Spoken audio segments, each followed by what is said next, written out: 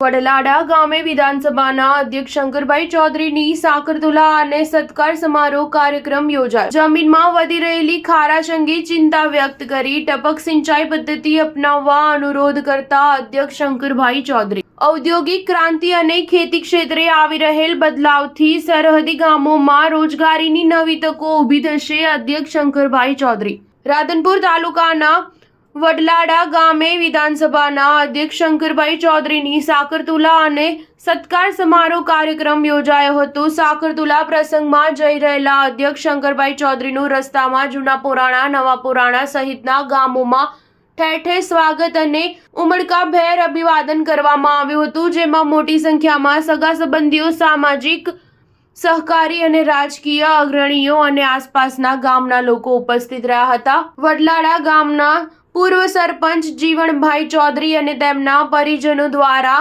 માનતા સ્વરૂપે વિધાનસભાના અધ્યક્ષ શંકરભાઈ ચૌધરીની સાકરતુલા કરવામાં આવી હતી, જે અંતર્ગત મોમાઈ માતાના મંદિરે તેમનું જોખણું અને વધામણા પ્રસંગની ઉલ્લાસભેર ઉજવણી કરવામાં આવી હતી। આ પ્રસંગે અધ્યક્ષના હસ્તે નવીન આંગણવાડીનું લોકાર્પણ કરી બાળકોને આંગણવાડીમાં પ્રવેશ કરાવ્યો હતો। આ પ્રસંગે ગ્રામજનોનો સ્નેહ, પ્રેમ અને લાગણીથી ભાવુક થયેલા વિધાનસભાના અધ્યક્ષ શંકરભાઈ ચૌધરીએ તમારા સ્નેહને માથે ચડાવું છું, આત્મીયતા અને પ્રેમને વ્યક્ત કરવા શબ્દો જૂજતા નથી એમ જણાવી સૌનો હૃદયપૂર્વક આભાર માન્યો હતો। Star news 7 Radhanpur.